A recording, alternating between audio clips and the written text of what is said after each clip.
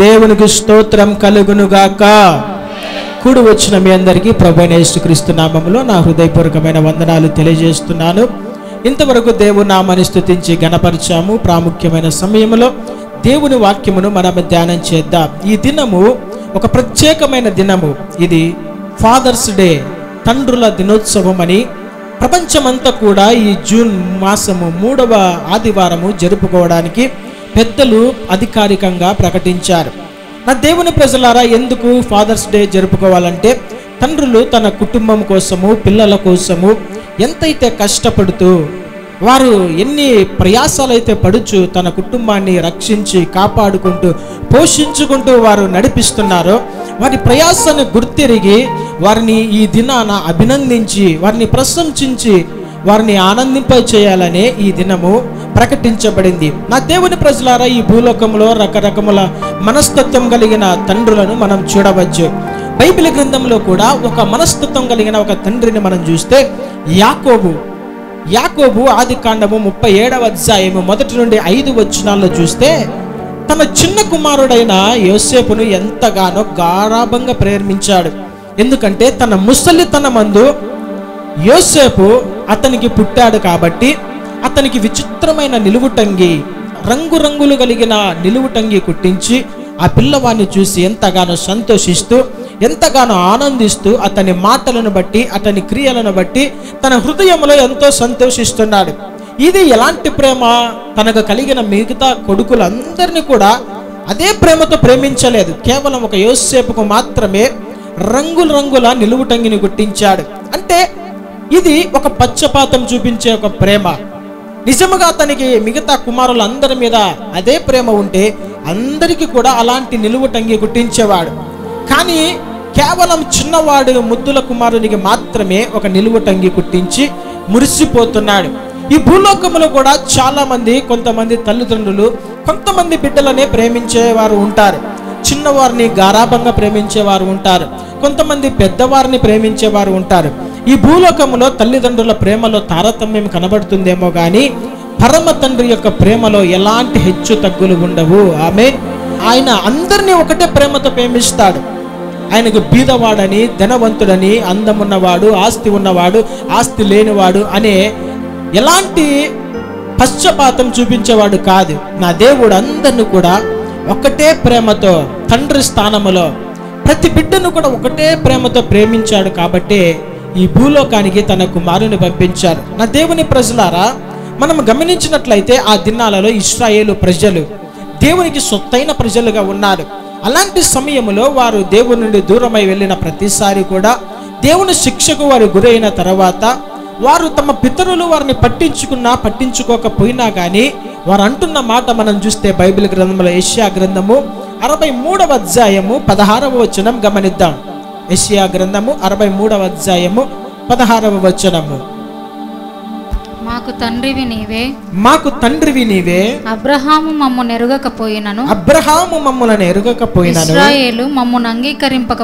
ఇశ్రాయేలు మమ్మును అంగీకరింపకపోయినను, యెహోవా నీవే మా తండ్రివి, అనాది కాలము నుండి మా విమోచకుడని నీకు పేరే కదా. చూడండి, మా తల్లిదండ్రులు, మా పితరులు మమ్మల్ని పట్టించుకోకపోయినా కానీ యెహోవా నీవే మాకు తండ్రివి, అనాది కాలము నుండి మా విమోచకుడవు నీవే కదా. హల్లెలూయా. నా దేవుని ప్రజలారా, ఈ భూలోకంలో కొంతమందికి తండ్రులు ఉంటారు, కొంతమందికి తండ్రులు ఉండరు. అయితే అలాంటి సమయంలో ఇశ్రాయేలు ప్రజలకు వారికి ఒక దిక్కులేని పరిస్థితిలో, తమ పితరులు వారిని చేయి విడిచిన పరిస్థితిలో, నడిపించడానికి సహకారము లేని పరిస్థితిలో వారు అంటున్నారు, యెహోవా నీవే మాకు తండ్రివి. హల్లెలూయా. ఈ భూలోకంలో మనకి ఎవరు ఉన్నా లేకపోయినా కానీ ఒక తండ్రి స్థానంలో మన దేవుడు మనకున్నాడు కాబట్టి మనం భయపడవలసిన అవసరం లేదు. మనమంతా కూడా ఒక శ్రద్ధతో చేయబడిన పాత్రలము. ఏదో భూలోకంలోనికి ఏదో పుట్టామంటే పుట్టినట్లు జీవించి ఏదో ఒక రోజు చనిపోవాలి కాదు. మనము ఆయన చేతి పనులమై ఉన్నాము. ఆయన చేతిలో తయారు చేయబడిన పాత్రలుగా ఉన్నాము. చూడండి, బైబిల్ గ్రంథంలో యెషయా గ్రంథం 64వ అధ్యాయం 8వ వచనములో యెషయా గ్రంథము 64వ అధ్యాయం 8వ వచనం చదువుదాం. యెహోవా నీవే మాకు తండ్రివి, నీవే మాకు తండ్రివి, మేము జిగటమన్ను, నీవు మాకు కుమ్మరివాడవు, నీవు మాకు కుమ్మరివాడవు, మేమందరము నీ చేతి పని అయి ఉన్నాము. ఆమేన్. మనమందరం ఎవరు తెలుసా? మన దేవుని యొక్క చేతి పని. ప్రత్యేకమైన శ్రద్ధ పెట్టి సమయాన్ని కేటాయించి ఒక్కొక్కరిని ఒక్కొక్క రూపంలో మనల్ని దేవుడు సృష్టించాడు. ఆదిలో మనం చూస్తే మొదటి మనుష్యుడైన ఆదామును ప్రత్యేకమైన దృష్టి పెట్టి, ప్రత్యేకమైన శ్రద్ధ పెట్టి మట్టితో ఆదాము తయారు చేయబడ్డాడు.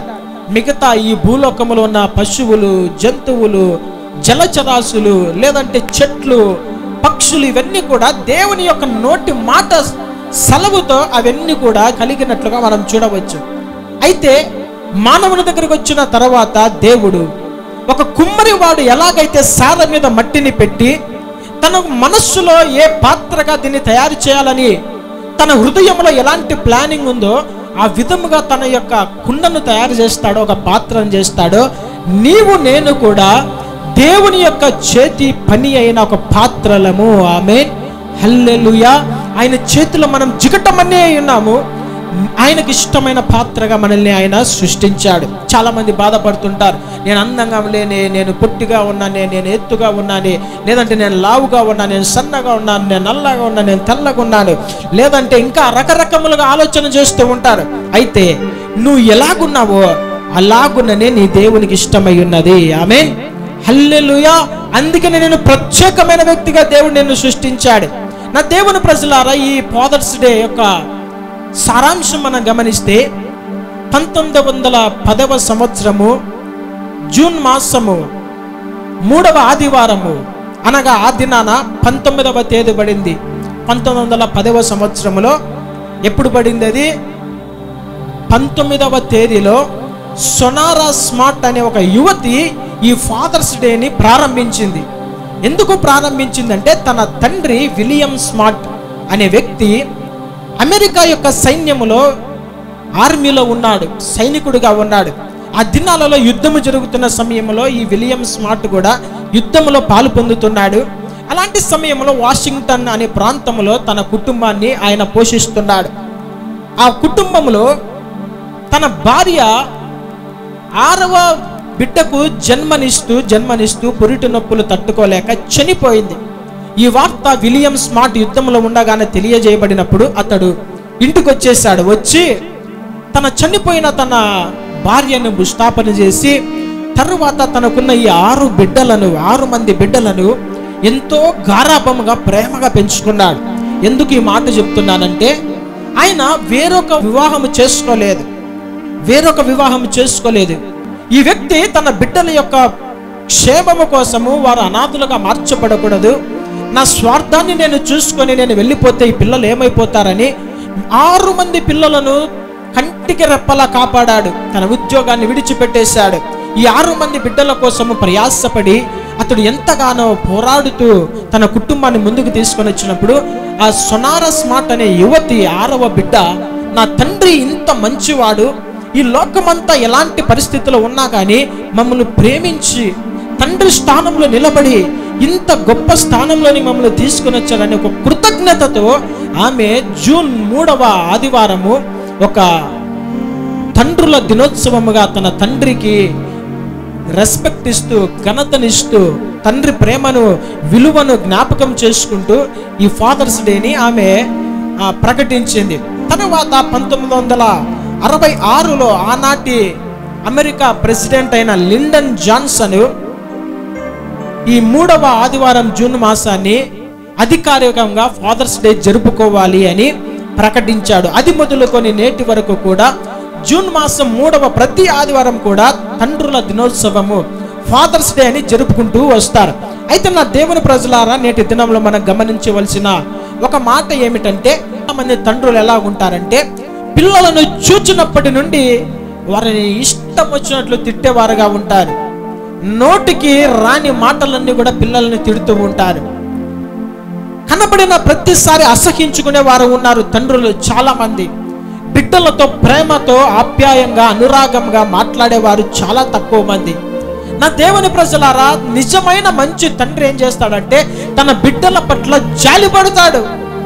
ఈ దినాన తండ్రుల యొక్క పరిస్థితి ఎలాగుందంటే, తన బిడ్డ తప్పు చేశారని, తన బిడ్డ తప్పు చేసిందని ఆ బిడ్డలను పాపులుగా చూస్తూ వారిని ప్రేమించకుండా, వారిని దరి చేర్చకుండా, వారితో ప్రేమగా మాట్లాడకుండా, వారి అవసరతలు ఏమని గ్రహించకుండా, ఎందుకు ఆ తప్పు చేయవలసిన అవసరం వచ్చినదని కనుక్కోకుండా వారిని విసర్జించేవారుగా ఉన్నారు చాలా మంది తల్లిదండ్రులు. తండ్రి అంటే పిల్లల పట్ల జాలి పడాలి, అట్లని వారు చేసే తప్పులన్నిటి కూడా సమర్థించాలని కాదు. తప్పు చేసినప్పుడు ఏం చేయాలి? వారిని గద్దించాలా, వారిని శిక్షించాలా, వారిని హెచ్చరించాలా. ఇది నేను తెలియక చేశానన్నప్పుడు వారిని క్షమించాలా. తరువాత ఎలాగ ముందుకు వెళ్ళాలనేది నీవు వారికి గైడెన్స్ ఇస్తూ వారిని నడిపిస్తూ ఉండాలి. కేవలం ఒక తెలిసి తెలియని తప్పటడుగు వేశారని అది హృదయంలో పెట్టుకొని కఠిన స్వభావము కలిగి ఆ పిల్లలను సాధిస్తూ కక్ష సాధింపు చర్యలు చేస్తూ ఉండేవారు నిజమైన తల్లిదండ్రులు కాదు. నా దేవుని ప్రజలారా, నిజమైన తండ్రి తన బిడ్డల పట్ల, కుమారుల పట్ల జాలి పడతాడు. హల్లెలూయా. అలాగునంట మన దేవుడు తన యందు భయభక్తులు గలవారి ఎడల జాలి పడతాడు. ఒకటి, శరీర తండ్రి తన బిడ్డలకు ఎలాగైతే జాలి చూపిస్తాడో, పరలోకపు తండ్రి కూడా మనము బిడ్డలముగా ఉన్న మన మీద ఆయన జాలి చూపిస్తాడు. ఏంటి జాలి? తెలిసి చేసే తప్పులను బట్టి కోపపడడం లేదు ఆయన. నువ్వు అనేక సార్లు పడి లేచే సమయంలో ఆయన నీ మీద ద్వేషం చూపించలేదు. ఈ బిడ్డ పాపముకు అవకాశం వచ్చినాడు, పడిపోతున్నాడు, తెలియక పడిపోతున్నాడు అని మరలా తన చెయ్యి చాపి ఆయన నిన్ను పైకి లేవనెత్తుతున్నాడే, అది ఏ తండ్రి యొక్క ప్రేమ. హల్లెలూయా. ఈ బిడ్డ తెలియక పడిపోతున్నాడని జాలి పడుతున్నాడే, అది నిజమైన తండ్రి ప్రేమ. ఆయన నీ మీద కక్ష చూపించలేదు. నువ్వు చేసే తప్పులను, పాపాలను బట్టి నిన్ను వెంటనే శిక్షకు అప్పగించలేదు. నీ మీద వెంటనే ఉగ్రత తీసుకొని రాలేదు. నిజమైన తండ్రికి ఉన్న లక్షణము, ఆయన దీర్ఘశాంతము చూపిస్తాడు. ఆయన దీర్ఘశాంతము చూపిస్తాడు, వెంటనే శిక్షించాడు. నా దేవుని ప్రజలారా, నీ బిడ్డలు తప్పులు చేసే సమయంలో, నీ బిడ్డలు తెలిసి తెలియక తప్పుడు మార్గంలో నడిచే సమయంలో వారిని గద్దించి, హెచ్చరించి, తిరిగి వారిని ప్రేమించి జాలి చూపే వారంగా ఉండాలి. ఒకవేళ నీవు జాలి చూపకపోతే ఏ ప్రమాదం ఉంది తెలుసా? తల్లిదండ్రులు బిడ్డలను జాలి చూపకపోతే నీలో కనిపించిన ప్రేమ వాడు ఎవరిలోనూ చూసి నీలో లోపం ఏదైతే ఉన్నదో, వానికి కావలసిన ప్రేమ ఎక్కడ ఉన్నదో, ఎక్కడ ఆదరణ దొరుకుతుందో అక్కడికి అట్రాక్ట్ అయిపోతాడు. జాగ్రత్త నా దేవుని ప్రజలారా, నా బిడ్డలు నా మాట వినడం లేదు, నేనంటే వానికి ప్రేమ లేదు అంటే, ఒక దినాన ప్రేమించవలసిన సమయంలో, జాలి చూపించవలసిన సమయంలో వాని మీద జాలి చూపలేదు కాబట్టి, వానికి ఎక్కడో జాలి, దయ, ప్రేమ దొరికింది కాబట్టి అక్కడికి వెళ్ళిపోతున్నారు. అందుకనే తల్లిదండ్రులు అంటే కేవలం శిక్షించేవారు కాదు, బిడ్డల పట్ల జాలి చూపేవారు కావాలి. ఆమేన్, హల్లెలూయా. ఎంతసేపు కఠినత్వమే కాదు, వారితో ప్రేమగా మాట్లాడే జాలిపడే మనసు మనకు కావాలి. రెండవ విషయం మనం గమనించినట్లయితే, మంచి తండ్రి, ఒక మంచి తండ్రి తన బిడ్డలను శిక్షిస్తాడు, గద్దిస్తాడు. నిజమైన తల్లిదండ్రులు ఎవరైనా ఈ భూలోకములో ఉన్నారు, తన బిడ్డల శ్రేయస్సు కొరకు పాటుపడేవారు ఉన్నారు, తన బిడ్డలు గొప్పవారు కావాలని అనుకునేవారు ఎవరన్నా ఉన్నారు అంటే, తమ బిడ్డలను ఎక్కువగా ఎవరైతే శిక్షిస్తాడో వారే నిజమైన తండ్రులు. చూడండి, బైబిల్ గ్రంథంలో సామెతల గ్రంథము 3వ అధ్యాయము 12వ వచనం గమనిద్దాం. సామెతల గ్రంథము 3వ అధ్యాయము 12వ వచనము. తండ్రి తనకు ఇష్టుడైన కుమారుని గద్దించు రీతిగా యెహోవా తాను ప్రేమించు వారిని గద్దించును. చూడండి, తండ్రి తనకిష్టమైన కుమారుని గద్దించు రీతిగా. ఏ తండ్రి అయినా తన బిడ్డ మీద ప్రేమ ఉంటే ఏం చేస్తాడంటే వాడిని ఎక్కువగా గద్దిస్తాడు. ఎందుకు? ప్రేమిస్తున్నాడు కాబట్టి వాడు పడిపోకూడదు. ఆ బిడ్డ అంటే ఈ తండ్రికి ఎంతో ఇష్టము, మమకారము కాబట్టి ఈ బిడ్డ పాపములో పడినా, లేదంటే ఏదైనా అనారోగ్యములో ఉన్నా, లేదంటే తప్పుడు మార్గములు వెళ్తున్నా, వాడు నశించడం నాకు ఇష్టము కాదు. నా రక్తము పంచుకుని పుట్టినవాడు కాబట్టి ఆ బిడ్డ నశించడం నాకు ఇష్టము లేదని వాడిని గద్దిస్తాడు. ఎప్పుడంటే త్రోవ తప్పినప్పుడు, వానిలో ఉండకూడని లక్షణాలు కనబడినప్పుడు, చేయకూడని సహవాసాలు చేసినప్పుడు, వానిలో క్రైస్తవానికి వ్యతిరేకమైన కార్యములు ఏమైనా కనబడితే నిజమైన తండ్రి తాను ప్రేమించే బిడ్డను ఖచ్చితంగా గద్దిస్తాడు. నా దేవుని ప్రజలారా, నీ తల్లిదండ్రులు నువ్వు పాపము చేస్తున్నా, నువ్వు తప్పులో ఉన్నా తెలిసి కూడా నిన్ను గద్దించలేదంటే నీవు నశించాలని ఇష్టపడుతున్నారు. ఒకవేళ నీ పిల్లలు పాపములో ఉన్నారు, రహస్య పాపములో ఉన్నారు, వెళ్ళకూడని మార్గంలో వెళ్తున్నారు, వారి జీవితం సరిగా లేదు అని నీకు తెలిసినా కూడా నీ బిడ్డలను గద్దించకపోతే నీవు నిజముగా నీ బిడ్డల యొక్క నాశనము కోరుకునే తల్లివి, తండ్రిగా ఉంటావు. క్రైస్తవునిగా, దేవుని బిడ్డగా నీ బిడ్డలను పెంచే రీతిలో ఏదైనా మార్పు కనబడితే వారిని గద్దించే ఆవశ్యకత చాలా ఉన్నది. వారిని హెచ్చరించాలి, వారిని కొట్టాలి, మరల వారిని ప్రేమించాలి. నిజముగా నీకు ప్రేమ ఉంటే నువ్వు ఖచ్చితంగా వారిని గద్దిస్తావు. గద్దించకపోతే ఏమవుతుంది? గద్దింపును ప్రేమిస్తే ఏమవుతుంది అంటే, లేఖనములో ఒక మాట ఉంది. సామెతల గ్రంథం 13వ అధ్యాయము 1వ వచనం గమనిద్దాం. సామెతల గ్రంథము 13వ అధ్యాయము 1వ వచనము. తండ్రి శిక్షించిన కుమారుడు జ్ఞానము గలవాడగును, అపహాసకుడు గద్దింపునకు లోబడడు. తండ్రి శిక్షించిన కుమారుడు మాత్రమే జ్ఞానము గలవాడవుతాడు. జ్ఞానము కలిగిన వాడు ఏం చేస్తాడు? తన జీవితంలో తన భవిష్యత్తును కట్టుకుంటాడు. ఏ మార్గములో వెళ్ళాలి, ఏ మార్గములో వెళ్ళకూడదో జ్ఞానము కలిగి ప్రవర్తిస్తాడు. ఈ కార్యము పాపమా, ఈ కార్యము పరిశుద్ధత అనేది తెలుసుకొని జ్ఞానము కలిగి ప్రవర్తిస్తాడు. ఈయనకి జ్ఞానము కావాలంటే ఏం చేయాలి? తల్లిదండ్రులు తప్పకుండా వారిని శిక్షించాలని లేఖనం సెలవిస్తుంది. నిజమైన తండ్రి ఏం చేస్తాడు? తన బిడ్డను శిక్షిస్తాడు. ఎప్పుడు శిక్షిస్తాడంటే ఆ బిడ్డ మంచివాడు కావాలి, జ్ఞానము కలిగిన వాడు కావాలని శిక్షిస్తూ ఉంటారు. చాలా మంది ఏం చేస్తారు? చిన్న బిడ్డలు ఏదైనా తప్పు చేస్తుంటే వారిని చూసి వారు మురిసిపోతూ ఉంటారు. పెద్దవాళ్ళని అనకూడని మాటలు అంటూ ఉంటే నవ్వుతూ ఉంటారు. దాన్ని మళ్ళీ సెల్ ఫోన్లో రికార్డు చేసుకుంటూ ఉంటారు. అంటే ఎందుకు? చూడరా, నువ్వు చిన్నప్పుడు ఎలాగ చెడిపోతుంటే నేను నీకు సపోర్ట్ చేస్తూ నేను నవ్వుతున్నాను, ఒక్కసారి ఈరోజు నువ్వు చనిపోయినావు కదా, ఇది చూడు, నేనే నిన్ను నాశనం చేసిందని చెప్పేదానికి ఒక ప్రూఫ్ కోసం, సాక్ష్యము కోసం. సిగ్గుపడాలి అలాంటి కార్యములు చేసేవాడు. వాడు ఏం మాట్లాడుతున్నాడు, వాడు ఎలాగ ప్రవర్తిస్తున్నాడు, వాడు చేసే సమయంలో వానికి తెలియదు. కరెక్టే, తెలియనప్పుడు ఏం చేస్తానంటే ఒకసారి గద్దించి ఒక వేటేస్తే వాడు ఏం తెలుస్తుంది? ఓహో, ఈ మాట మాట్లాడకూడదేమో, పెద్దలను ఇలాగా వాళ్ళ దగ్గర ప్రవర్తించకూడదేమో, మాట తీరు ఎలాగ ఉండాలనేది నేర్చుకుంటాడు. నువ్వు అలాగే వారిని వదిలేస్తే చివరికి అదుపు లేని బాలుడుగా వాడు పెరిగి చివరికి నీకు చెడ్డ పేరు తెస్తాడు, తల్లిదండ్రులకు చెడ్డ పేరు, సంఘానికి చెడ్డ పేరు. చివరికి వాడు క్రైస్తవుడు అంట, దేవుని నమ్ముకున్నాడు అంట. ఏంటి వాని ప్రవర్తన ఎలా ఉందంటే దేవుని నామానికి కూడా చెడ్డ పేరు. నా దేవుని ప్రజలారా, తండ్రి తనకిష్టమైన కుమారుని శిక్షించిన రీతిగా తండ్రి అయిన దేవుడు మనల్ని కూడా అప్పుడప్పుడు శిక్షిస్తాడు. ఎందుకు శిక్షించాడు? ఆ దినాలలో ఇశ్రాయేలు ప్రజలు ఏరు కోరుకున్నాడు, దేవుడు నాకు ఇష్టమైన స్వాస్థ్యంగా జనాంగంగా ఉండాలని. అప్పుడప్పుడు వారు ముద్దుల కుమారులం మేము, దేవుడు మమ్మల్ని ఏరుకున్నాడు, కోరుకున్నాడని వారు విచ్చలవిడిగా ప్రవర్తిస్తూ పాపంలో పడుతూ అన్య దేవతలను విగ్రహారాధన వారు ప్రోత్సహించు నడుస్తున్న సమయంలో దేవుడు ఏం చేశాడు తెలుసా? శత్రువులకు వారిని అప్పచెప్పాడు. శత్రువులకు అప్పచెప్పినప్పుడు వారికి బుద్ధి వచ్చి మరలా ప్రార్థన చేసినప్పుడు మరలా వారిని విడిపించేవాడు. ఇశ్రాయేలీయుల చరిత్ర మనం చూస్తే వారి జీవితంలో వారు ఎన్నోసార్లు తప్పిపోయిన ప్రతిసారి దేవుడు వారిని చూసి మురిచిపోలేదు. ఆయన ఏం చేశాడు? శత్రువులకు అప్పచెప్పి వారిని కఠినముగా శిక్షించిన తర్వాత మరలా వారు తప్పు తెలుసుకున్నప్పుడు మరలా వారిని విడిపించేవాడు. అదే విధంగా నీ బిడ్డలు మంచి మార్గంలో నడిచి ఒక దినాన గొప్పవారుగా కావాలంటే నువ్వు తప్పకుండా వారిని శిక్షించాలి, తప్పకుండా బెత్తము వాడాలి, తప్పకుండా గద్దించాలి. ఈ దినాలలో పిల్లలను గద్దిస్తే వారి పరిస్థితి ఎలాగుందంటే తిరుగుబాటు చేసే స్వభావము. పిల్లలను గద్దిస్తే ఏదైనా తమ హాని చేసుకునే పరిస్థితిలో ఉన్నారు కాబట్టి తల్లిదండ్రులు కూడా భయపడుతున్నారు. ఎప్పుడు వారికి శిక్షించాలో తెలుసా?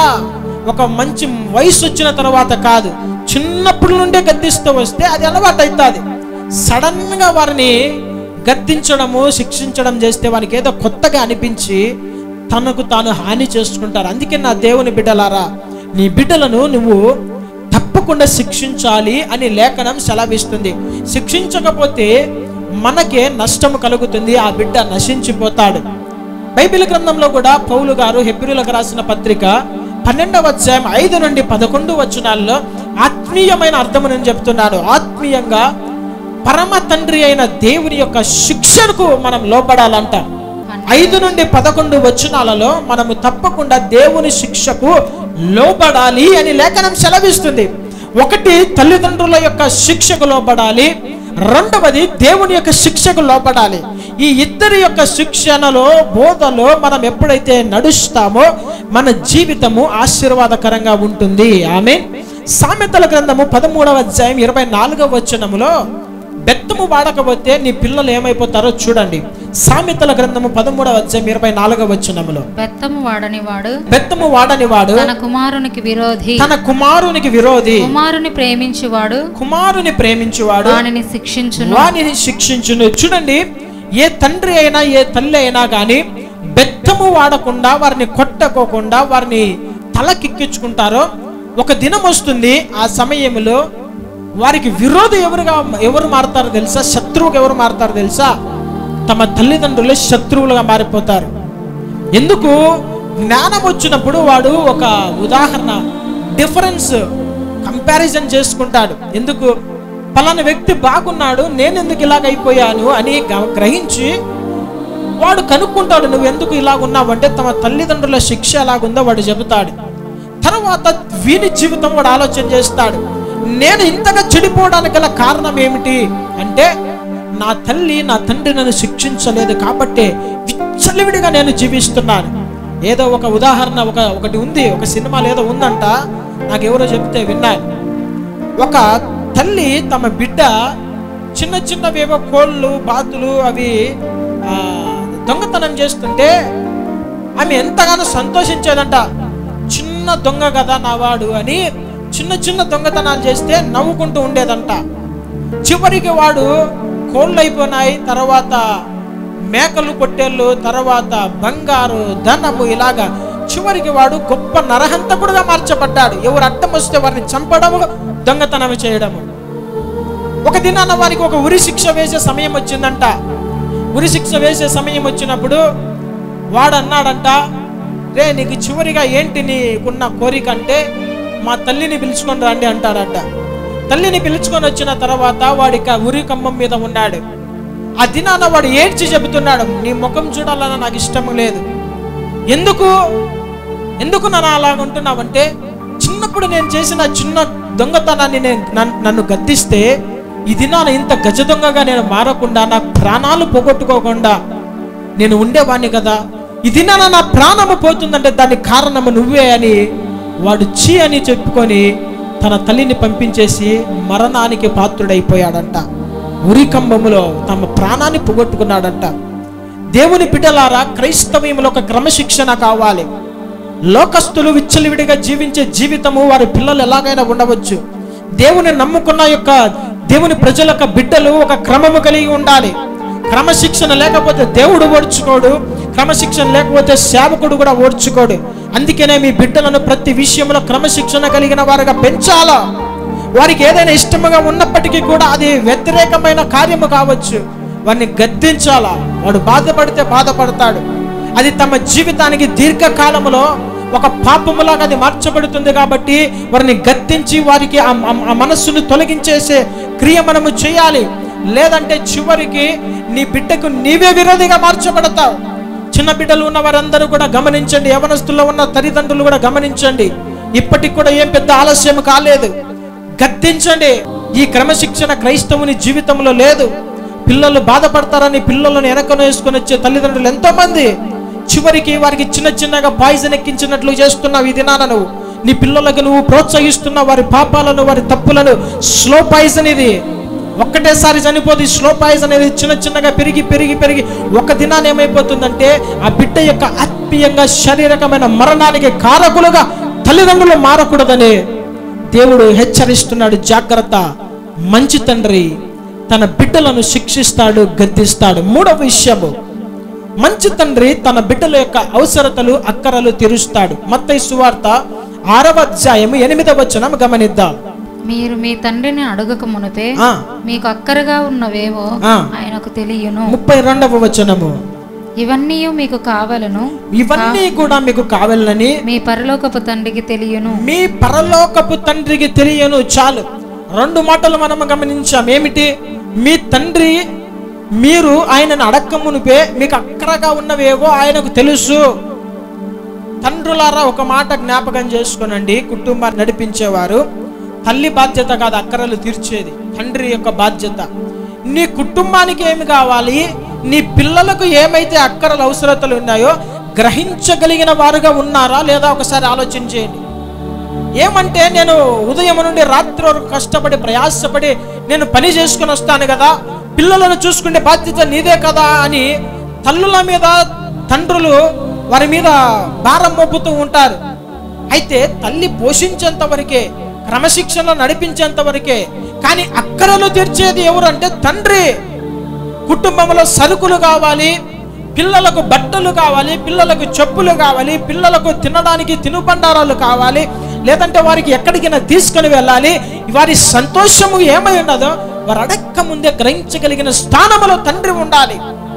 నేటి దినంలో పిల్లలు భార్య ఎంత మొత్తుకున్నా కూడా ఇంట్లో కావలసినవి తీసుకురాలేని తండ్రులు ఎంతో మంది ఉన్నారు. అందుకనే కుటుంబాలు ఈ దినాన చల్లా చెదరైపోతున్నాయి. ఎందుకు కుటుంబంలో అసమాధానాలు, ఎందుకు కుటుంబంలో గొడవలు, భార్య భర్త మధ్యలో గొడవలు, పిల్లలు తల్లిదండ్రుల మధ్య గొడవలు ఏమిటంటే తండ్రి అయిన వాడు వివేకము కలిగి కుటుంబానికి పిల్లలకు ఏమి కావాలని గమనించలేని పరిస్థితి. వారికి మంచి బట్టలు ఉన్నావా లేవా, వారి పోషణ కొరకు వారికి ఆహారం ఉన్నదా లేదా, కుటుంబంలో అవసరతలు ఏమైనా, వస్తువులు ఏమన్నా కావాలా, సరుకులు ఏమన్నా కావాలా, అక్కరలన్నీ కూడా గ్రహించాలి అడక్క ముందే. అయితే అలాగే చేయలేని వాడు నిజమైన తండ్రిగా ఆ కుటుంబానికి ఉండలేరు. నీకు గౌరవం ఉండదు, నీకు మర్యాద ఉండదు. నువ్వు పట్టించుకోకపోతే గ్రహించాలో, చూడాలా. ఒక కుటుంబం మీద కూడా ఒక కన్ను వేసి ఉండాలి. ఏమేమి అయిపోయినా, ఏమేమి కావాలా, భార్య భర్తలు ఇద్దరు కూడా మాట్లాడుకొని ఏమన్నా కావాలా, ఇంకా అవసరతలు ఏమైనావని తెచ్చి నీ కుటుంబానికి ఇచ్చిన తర్వాత నువ్వు నీ యొక్క పని బాటలో ముందుకెళ్ళాలి. నెల వస్తుంది, కుటుంబానికి కావలసిన సరుకులు కావాలని నీ విచ్చలవిడి యొక్క అవసరతలు ఖర్చులన్నీ పక్కన పెట్టేసి దాన్ని నీవు కొంచెము విచ్చలవిడిగా ఖర్చు పెట్టకుండా డబ్బును మిగిలించి కుటుంబాన్ని పోషించి అక్కరలు తీర్చగలిగిన ఆలోచన కలిగిన వాడుగా ఉండాలి. పరలోకపు తండ్రి అంట తన బిడ్డలకు ఏమేం కావాలో అక్కరలు అన్ని కూడా ఎరిగి ఉన్నాడు. అయితే ఎప్పుడు ఇస్తాడు? నీకు ఏ సమయంలో అవసరమైనదో ఆ సమయంలో దేవుడు నీ అక్కరలు తీర్చబోతున్నాడు. ఆమేన్, హల్లెలూయా. ఖచ్చితంగా ఇస్తాడు. ఈ భూలోకంలో తల్లిదండ్రులే వారికి ఏమేమి కావాలా, పిల్లలకి ఏమేమి కావాలా మంచి నాణ్యమైనవి ఇస్తున్నాడు. పరలోకపు తండ్రి కూడా మీకు ఏమేమి అవసరం ఉన్నదో వాటన్నిటిని తప్పకుండా మీకు ఇవ్వబోతున్నాడు. ఆమేన్. అక్కడ అంటున్నాడు, ఇవన్నీ మీకు కావాలని మీ పరలోకపు తండ్రికి తెలుసు. సమయం ఇంకా రాలేదు. ఏది నీకు ఇవ్వాలో, ఏ సమయంలో ఇవ్వాలో మన పరలోకపు తండ్రికి మనకు తెలుసు. నువ్వు ప్రార్థిస్తున్నావు కదా, ఒక ఉద్యోగము, ఒక వెహికల్, ఒక ఇల్లు, ఒక పొలము, లేదంటే మంచి ఆరోగ్యము, నీ అవసరతలు, వస్తువులు అడుగుతున్నావు పరలోకపు తండ్రికి. ఆయనకు తెలుసు ఎప్పుడు ఇవ్వాలో. ఆ సమయం ఆసన్నమైనప్పుడు ఎలాగోలా దేవుడు నీకు తప్పకుండా వాటిని దయచేస్తాడు. ఆమేన్. చూడండి, మత్తయి సువార్త 7వ అధ్యాయం 9వ వచనములో 9, 10, 11 వచనాలు. మత్తయి సువార్త 7వ అధ్యాయము 9, 10, 11 వచనాలు చదువుదాం. మీలో ఏ మనుష్యుడైనను తన కుమారుడు తన్ను రొట్టెను అడిగిన ఎడల వానికి రాతినిచ్చునా, చేపను అడిగిన ఎడల పామునిచ్చునా, మీరు చెడ్డవారై ఉండియు మీ పిల్లలకు మంచి ఈవులను నెరిగి ఉండగా పరలోకమందున్న మీ తండ్రి తన్ను అడుగు వారికి అంతకంటే ఎంతో నిశ్చయముగా మంచి ఈవులనిచ్చును. మంచి ఈవులను ఇచ్చును. మన దేవుడంట మనం అడుగు వాటికి అన్నికంటే ఎక్కువగా మంచి ఈవులు ఇస్తాడు. మీలో మీ పిల్లలు ఎవరన్నా నాకు చేప కావాలంటే ఏమని ఉందాడా, పామునిస్తాడా? నాన్న ఈరోజు ఫిష్ కర్రీ చేయండి, లేదంటే చేపల పులుసు కావాలంటే పామును కోసుకొని వచ్చి పాముల ఫ్రై పెడతారా? పెట్టారు కదా. ఎవరన్నా బ్రెడ్ అడిగితే రాళ్ళని ఇస్తారా? క్రీమ్ బ్రెడ్ తీసుకొని రా అంటే రాళ్ళు తీసుకొచ్చి ఇదో తిను అంటారా? సైతానగానిలాగా. సాతానగాడు అన్నాడు కదా, ఆకలి అవుతుంది కదా, ఈ రాళ్ళను రొట్టెలు చేసుకొని తినని చెప్పినాడు కదా. అట్లా ఎవరైనా చేస్తారా? నీ దగ్గర డబ్బు లేకపోయినా కానీ అంగట్లో అప్పు చేసినా కానీ నా పిల్లలు నోరు తెరిచి అడిగారని ప్రేమతో తీసుకొని వచ్చి వారికి కావలసిన అవసరతలు తీరుస్తారు. వారు అడిగిన దానికన్నా మంచివే మీకు వారి కోసం సిద్ధము చేస్తారు. నీ పరలోకపు తండ్రి కూడా నీకు ఏమేమైతే అవసరమై ఉన్నావో, నువ్వు అడిగింది ఒకటి, నాకు ఇదైతే బాగుంటుంది అని ఊహించినది ఒకటి, అంతకన్నా అత్యధికమైన మేళ్లతో దేవుడు నిన్ను నింపబోతున్నాడు. ఆమేన్, హల్లెలూయా. అవసరమైన సమయంలో, సరి అయిన సమయంలో సరి అయిన ఈవులను ఇవ్వగలిగిన దేవుని మనము పూజిస్తున్నాం. అయితే కుటుంబ అవసరతలు తీర్చగలిగిన కొంతమంది మంచి తండ్రులు ఉన్నారు, ఇంకా కొంతమంది ఎలాంటి వారు ఉన్నారు తెలుసా? ఈ భూలోకంలో మనం గమనిస్తూ ఉంటాం. పిల్లల ఆకలితో ఉన్నా కానీ పట్టించుకోలేని కఠినమైన తండ్రులు ఉన్నారు. పిల్లలకు మంచి వస్త్రాలు లేకోకుండా ఇరుగు పొరుగు వారు మంచి వస్త్రాలు వేసుకొని చిన్న పిల్లలు తిరుగుతుంటే, వీరి పిల్లలేమో మంచి వస్త్రాలు లేకపోయినా కానీ నా పిల్లలకు మంచి వస్త్రాలు ఇచ్చి వారి సమాజంలో మంచి పేరు ఉండాలి, వారు ఎక్కడ కూడా గౌరవంలో తగ్గిపోకూడదని జ్ఞానము కలిగి ప్రవర్తించని తండ్రులు చాలా మంది ఉన్నారు. నా బిడ్డల కోసము ఈ డబ్బును నేను వృధా చేయకోకుండా నా కుటుంబాని కోసము నేను దాన్ని దాచిపెట్టాలి అని జ్ఞానము లేని వాడు ఎంతో మంది ఉన్నారు. చాలా మంది తన యొక్క కష్టార్జితము చెమతోచి కార్చిన ఆ డబ్బులను ఏ బ్రాందీ షాప్లోనూ వాడతారు, ఏ సిగరెట్లకు వాడతారు, లేదంటే ఏ వేశ్యల కొరకు వ్యభిచారుల కోసము వాడతారు, లేదంటే ఏ ఫ్రెండ్స్ కోసము ఆ డబ్బునంత వ్యర్థము చేస్తారు, లేదంటే ఏ హోటల్లోనో రెస్టారెంట్లో డబ్బునంత వృధా చేస్తారు. నాకు కుటుంబం ఉంది, నాకు భార్య పిల్లలు ఉన్నారు, వారి యొక్క సంరక్షణ, వారి పోషణ నా చేతి మీద, నా మీద ఆధారపడి ఉన్నారు. కుటుంబాన్ని అన్నిటినీ విడిచిపెట్టి నా భార్య నా కోసము ఆమె ఉంది అని జ్ఞానము లేని తండ్రులు ఎంతో మంది ఉన్నారు. నా దేవుని బిడ్డలారా, నీ కుటుంబం కోసం ఒక మంచి తండ్రిగా వారి అక్కరలు అవసరతలు తీర్చగలిగిన వారుగా ఉండాలి. కుటుంబంలో ఎంతో శోకము ఉన్నా, కుటుంబంలో ఎంత దరిద్రత ఉన్నా, మనోడేమో మంచిగా సూటు బూటు వేసుకొని బండ్లలో షికార్లు కొడుతూ దేవర దున్నపోతులాగా తిరిగే తండ్రులు ఎంతో మంది ఉన్నారు. వారికి కుటుంబము పిల్లల బాధ్యతలు పట్టవు. నా పిల్లలు నా యొక్క భార్య ఏమైనా పర్వాలేదు అని జ్ఞానము లేని వారు, మూర్ఖ స్వభావం కలిగిన కఠినాత్ములు ఎంతో మంది ఉన్నారు. చివరికి ఏమవుతుంది? నీ కుటుంబము చల్లా చెదురు కావడానికి కారణం ఎవరు తెలుసా? తండ్రి తన కుటుంబం అవసరతలు తీర్చుకోలేకపోతే వేరొక ఆలోచన వస్తుంది కుటుంబానికి. జాగ్రత్త, సమయం మించిపోలేదు. నీవు అక్కరలు తీర్చగలిగితే నీ కుటుంబాన్ని నువ్వు కట్టుకోగలవు. లేదంటే నీ కుటుంబంలో నువ్వు ఒక దినాన ప్రలాపించే స్థాయి వస్తుంది. జాగ్రత్త. 4వ విషయము, మంచి తండ్రి ఏం చేస్తాడంటే క్షమించే మనస్సు కలిగిన వాడుగా ఉంటాడు. మంచి తండ్రి తన బిడ్డలను, తన భార్యను క్షమిస్తాడు. బైబిల్ గ్రంథంలో మత్తయి సువార్త 6వ అధ్యాయము 14-15 వచనాలు చదువుదాం. మత్తయి సువార్త 6వ అధ్యాయము 14-15 వచనాలు. మనుషుల అపరాధములను మీరు క్షమించిన ఎడల, మీ పరలోకపు తండ్రియు మీ అపరాధములను క్షమించును. మీరు మనుషుల అపరాధములను క్షమింపకపోయిన ఎడల మీ తండ్రియు మీ అపరాధములను క్షమింపడు. చూడండి ఏమనింది రాయబడిందంటే, తండ్రికి ఉన్న ఒక మనసు ఏంటంటే అపరాధములను క్షమించగలిగిన వాడు. తండ్రి అపరాధములను క్షమించే మనస్సు కలిగిన వాడు. కుటుంబాలలో భార్య ఏదైనా ఒక చిన్న తప్పు చేస్తే భర్త క్షమించలేని స్థాయిని, క్షమించలేని గుణాన్ని బట్టి కుటుంబము అల్లకొల్లమైన పరిస్థితిలోకి వెళ్ళిపోతుంది. పిల్లలు ఏదైనా తెలిసి తెలియక చేసిన తప్పులను క్షమించలేని పరిస్థితిలో తమ బిడ్డలను పోగొట్టుకుంటున్న వారు ఎంతో మంది ఉన్నారు. వారికి కేవలము తమ యొక్క గౌరవం మాత్రమే ముఖ్యము, కేవలము తమ కులము మాత్రమే ముఖ్యము, కేవలము తమ యొక్క పేరు ప్రఖ్యాతులు మాత్రమే ముఖ్యము. కానీ తమ బిడ్డలు, తమ భార్యలు వారిని ప్రేమతో క్షమించి కుటుంబాన్ని కట్టుకుందామనే జ్ఞానము లేని వారు ఎంతో మంది ఉన్నారు. అందుకనే కదా నేటి దినాలలో ఎన్నో కుటుంబాలు రోడ్ల పాలవుతున్నాయి. క్షమించలేని స్వభావాన్ని బట్టే కదా, కఠినమైన మనస్సును బట్టే కదా భార్య భర్తలు విడిపోతున్నారు. ఏదో ఒక క్షమించే స్వభావం లేక, ఏదో ఒక తప్పు చేసి, భార్య భర్తలకు తప్పులు చేసినప్పుడు ఒకరిని ఒకరు తగ్గించుకొని క్షమించుకోవాలి. పిల్లలు తప్పు చేసినప్పుడు తండ్రి క్షమించాలి. భర్త అంటే కుటుంబానికి యజమాని, యజమానే క్షమించలేకపోతే, తండ్రి అయిన వారే క్షమించకపోతే ఇక ఎక్కడ వారికి క్షమాపణ దొరుకుతుంది?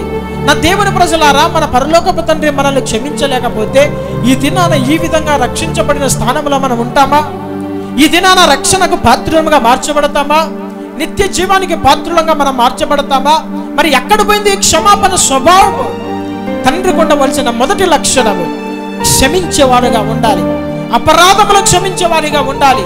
నాన్న, ఈ తప్పు తెలియక చేశాను, దయతో క్షమించు, ఇక మీద నేను చెయ్యను అన్నప్పుడు ఆ బిడ్డను క్షమించేవారిగా నువ్వు ఉండాలి. ఒకవేళ నువ్వు క్షమించక, నువ్వు కఠిన హృదయము, కఠిన స్వభావం చూపిస్తే ఆ పిల్లలు నిన్ను ఒక దినాన ద్వేషిస్తారు. ఎందుకు ఈ దినాన ఎన్నో వృద్ధాశ్రమాలు వచ్చాయి? ఎందుకు తెలుసా? తల్లిదండ్రులు పిల్లల్ని క్షమించక కఠినంగా ప్రవర్తిస్తూ, ఏమో వారు పెద్ద గొప్పవారిగా ప్రవర్తిస్తూ, నేను గొప్పవారిని, నా పిల్లలు తప్పు చేశారు, నేను క్షమించను, నా ఇంటి గడపను కూడా నేను తాకనివ్వనని కఠినమైన మాటలు మాట్లాడుతూ ప్రవర్తిస్తున్నారు. ఎందుకు? బలముంది ఈరోజు, రేపు కాడ నీ బలము తగ్గిన తర్వాత నువ్వు మంచంలో ఉన్నప్పుడు నిన్ను చూసుకోవాల్సింది ఎవరు? ఈ దినాన నీ పిల్లలను క్షమించకపోతే, చిన్న చిన్న అపరాధములను క్షమించకపోతే, నీ భార్య యొక్క చిన్న చిన్న తప్పులను నువ్వు క్షమించలేకపోతే, రేపు కాడ నువ్వు వయస్సులను బలము తగ్గిపోయినప్పుడు నీ పిల్లలు నీ దగ్గరకు వచ్చి ప్రేమతో నీకు ఏదైనా పనులు చేస్తారా? గమనించండి, నీ పిల్లలు ప్రేమగా నిన్ను తాకగలరా? లేదంటే నీకు వారు భోజనం పెట్టగలరా? ఒకసారి ఆలోచన చేయాలి. నా దేవుని ప్రజలారా, బలం ఎప్పుడు ఉండదు, డబ్బు ఎప్పుడు ఉండదు, ఆస్తి ఎప్పుడు ఉండదు. ప్రతి వ్యక్తి తన జీవితంలో ఒక ముసలి స్థానానికి రావాలి. ఆ దినాన నీ పిల్లలను క్షమించగలిగిన మంచి మనస్సు నీకుంటే, ఆ దినాన నా తండ్రి నేను చేసిన తప్పుని క్షమించి హృదయంలో దాచుకొని నన్ను ప్రేమించాడు, నన్ను నిందించలేదు, నన్ను దూషించలేదు అని ఆ బిడ్డ ఆ మాటలు జ్ఞాపకం చేసుకొని నిన్ను ప్రేమతో వారు చూసుకుంటారు, నిన్ను ప్రేమగా వారికి భోజనం పెడతారు. ఒక దినాన వారు నిన్ను చేయి పట్టుకొని నడిపిస్తారు. ఇది నన్ను ఎంతోమంది తల్లిదండ్రులు దిక్కులేని వారికి అనాథలు ఎందుకు ఉన్నారంటే, బిడ్డల ఎడల చూపిన కఠినత్వము, వారి అవసరాలు తీర్చలేకపోవడము, వారిని ప్రేమించలేకపోవడము, కఠినమైన హృదయాన్ని చూపించావు. కాబట్టి ఈ దినాన కష్టపడుతున్నావు. నా దేవుని ప్రజలారా, నీ బిడ్డలను క్షమించాలి, నీ భార్యను క్షమించాలి, నీ సహోదరులను క్షమించాలి, నీ ఇరుగు పొరుగు వారిని క్షమించాలి. ప్రేమ కలిగి జీవిస్తే మంచి పేరు కలిగి నువ్వు ఒక దినాన ఈ భూలోకంలో కన్ను మూస్తావు. క్షమించే స్వభావము కావాలి. నువ్వు క్షమిస్తే నీ పరలోకపు తండ్రి క్షమిస్తాడు, నువ్వు క్షమించకపోతే నీ పరలోకపు తండ్రి కూడా నిన్ను క్షమించడంట. క్షమించబడకపోతే ఏంటి నీ పరిస్థితి? పాపములకు విముక్తి కలగకపోతే ఏంటి నీ పరిస్థితి? నీ అపరాధములు, బలహీనతలు, తెలిసి తెలియని పాపములు క్షమించబడకపోతే ఏంటి నీ పరిస్థితి? ఒక దినాన నిత్య నరకాగ్ని కాలవలసిన పరిస్థితి వస్తుంది. కాబట్టే తండ్రి తన కుమారులను క్షమించినట్లుగా మీరు కూడా మీ బిడ్డలను క్షమించే మంచి తండ్రులుగా ఉండాలని ప్రభు పేరట మనవి చేస్తున్నాను. ఎలాగా ప్రేమించాలి, ఎలాగ క్షమించాలంటే దానిని మరలా జ్ఞాపకం చేసుకోకూడదు. మన దేవుడు అంట, నేను నీ పాపములు క్షమించాను, వాటిని దూరం చేశాను, ఇక ఎన్నటికి కూడా నేను జ్ఞాపకము చేసుకోను అంటాడు. ఈ దినాన తండ్రులు కొన్నిసార్లు పిల్లల్ని క్షమిస్తారు, కానీ ఆ దినాన వాడు చేశాడు చూడు, ఎట్లాంటి పని చేశాడో, వాడేం మంచోడు కాదు, సన్ననాకుడు కాదు, ఈ పని చేశాడు అని గుర్తు పెట్టుకొని సాధిస్తూ ఉంటారు చాలా మంది. ఇంకా అది వదిలిపెట్టారు. నా కడుపున పుట్టినోడే కదా, పిల్లలు అన్నాక తప్పులు చేస్తారు కదా అని విడిచిపెట్టారు. దాన్ని మనసులో పెట్టుకొని సాధించి సాధించి సాధించి పిల్లలను వేధిస్తూ ఉంటారు. అలాంటి క్రియలు చేయవద్దు దయచేసి. 5వ మాట, మంచి తండ్రి మనల్ని పోషిస్తాడు. మత్తయి సువార్త 6వ అధ్యాయం 26వ వచనం చదువుదాం. మత్తయి సువార్త 6వ అధ్యాయము 26వ వచనం. ఆకాశ పక్షులను చూడుడి, ఆకాశ పక్షులను చూడుడి, అవి విత్తవు కోయవు, కొట్లలో కూర్చుకొనవు, అయినను మీ పరలోకపు తండ్రి వాటిని పోషించుచున్నాడు, మీరు వాటికంటే బహు శ్రేష్ఠులు కారా? చూడండి, లేఖనంలో ఏమనుందంటే ఆకాశ పక్షులను చూడండి. ఆకాశ పక్షులు ఎన్నో వేల రకాల ఆకాశ పక్షులు ఉన్నాయి. ఈ పక్షులన్నీ కూడా మనలాగా పంటలు పొలాలు పెట్టుకొని విత్తనాలు చల్లి ట్రాక్టర్తో సేద్యము చేసి ఈ ధాన్యం అంతా కొట్లలో గోడములలో కూర్చుకోవు. మళ్ళీ ఎట్లవి బ్రతుకుతున్నాయి? ఎట్లా బ్రతుకుతున్నాయి? పరలోకపు తండ్రి వాటిని పోషిస్తున్నాడంట. మన పరలోకపు తండ్రి ఆకాశ పక్షులను పోషిస్తున్నాడు, భూమిలో నీటిలో ఉన్న జలచరాశులను పోషిస్తున్నాడు, భూలోకంలో ఎన్ని లక్షల కోట్ల జంతువులు ఉన్నాయో, ఆ నేలన ప్రాకు పురుగులు ఎన్ని ఉన్నాయో అన్నిటిని కూడా పోషిస్తున్నాడంట. ఇవన్నీ కూడా తన నోటి మాటతో కలిగినవి, దేవుని నోటి మాటతో కలిగిన సృష్టి ఇదంతా. అయితే మనిషి ఎవరంట? దేవుడు తన చేతితో తన పోలికకు సృజించిన వారు. మనం దేవదూతల కన్నా గొప్పవారం. ఎందుకు? దేవదూతలు కూడా దేవుని స్వరూపము కలిగి లేవు. మనం ఎలాగున్నాము? ఎగ్జాక్ట్ గా మన దేవుడు మనం సృజించిన మన దేవుడు అలాగే ఉన్నాడు. మనకు 2 చేతులు ఉన్నాయి కదా, మన దేవునికి కూడా 2 చేతులే ఉన్నాయి, 10 చేతులు లేవు. మనకు కాళ్ళు ఉన్నాయి కదా, మన దేవునికి కూడా 2 కాళ్ళు ఉన్నాయి, 2 కళ్ళు ఉన్నాయి. మన మూతి ఎలాగుందో మన దేవుని మూతి కూడా అలాగుంది. మనం ఎలాగ మాట్లాడతామో, ఎలాగ స్పర్శిస్తాం, మన దేవుడు కూడా అలాగే ఉన్నాడు. మరి ఇంత శ్రేష్టమైన వ్యక్తులమైన మనల్ని పోషించగలేదా మన దేవుడు? పుట్టించుకున్న వాళ్ళని ఎలాగైనా తల్లిదండ్రులు పోషిస్తారు కదా. రూపాయి పోగేసి, ఆ డబ్బు లేకపోయినా కానీ, అప్పు చేసైనా కానీ, ఉన్నవి అమ్ముకొనైనా కానీ, వీరు తినకపోయినా పిల్లలకు ఖర్చు పెట్టకోకుండా, వారి కడుపు కాలకుండా తల్లిదండ్రులు వారిని ప్రేమిస్తారు, ఆహారాన్ని ఇస్తారు, పోషిస్తారు. అయితే పరమ తండ్రి అంటున్నాడు, ప్రత్యేకమైన శ్రద్ధతో నిర్మించబడిన నీవు నా కుమారుడువు, నా కుమార్తెవు. లోకమంతా నేను విడిచిపెట్టినా, బంధువులు నిన్ను పట్టించుకోకపోయినా, ఆత్మీయులు నేను విడిచిపెట్టినా కానీ, నా అనుకొని నాకు వీరు ఉన్నారు, నాకు భయం లేదు, ఏ పరిస్థితులైనా కానీ నన్ను వీరు చూసుకుంటారు, నా కష్టాల్లో నా వెంట ఉంటారు అనుకున్నావు కదా. అలాంటి వారు విడిచిపెట్టినా కూడా పరలోకపు తండ్రి తప్పకుండా నిన్ను పోషిస్తాడు. ఆమేన్, హల్లెలూయా. ఎంత భయంకరమైన కరువు లోకంలో వచ్చినా కానీ మన దేవుడు మనల్ని విడిచిపెట్టాడు. సమృద్ధి అయిన ఆహారం చేత మనల్ని నింపుతాడు. అయితే మనం ఎలాగుండాలి ఈ భూలోకంలో? నాకు తండ్రి లేడే, నాకు తల్లి లేదే, ఇక నా భవిష్యత్తు ఏమిటి అని బాధపడేవారు చాలా మంది ఉంటారు. అయితే నా దేవుని ప్రజలారా, తండ్రి లేని వారికి తండ్రి ఆయనే, భర్త లేని వారికి భర్త ఆయనే, తల్లి లేని వారికి తల్లిలాగా నేను ఓదారుస్తాను, ఆదరిస్తాను అంటున్నాడు. నిన్ను సృజించిన వాడే నీకు భర్త అంటున్నాడు. ఇంత వాగ్దానాలు మనకున్నవి. మన దేవుడు మనల్ని తప్పక పోషిస్తాడు. ఎలాంటి ధైర్యం మనకు కావాలి? హబక్కూకు గారు అంటారు, అంజూరపు చెట్లు పూయకపోయినాను, ద్రాక్ష చెట్లు ఫలింపకపోయినాను, సాలలో పశువులు లేకపోయినాను, నా దేవునిలో నేను ఆనందిస్తాను.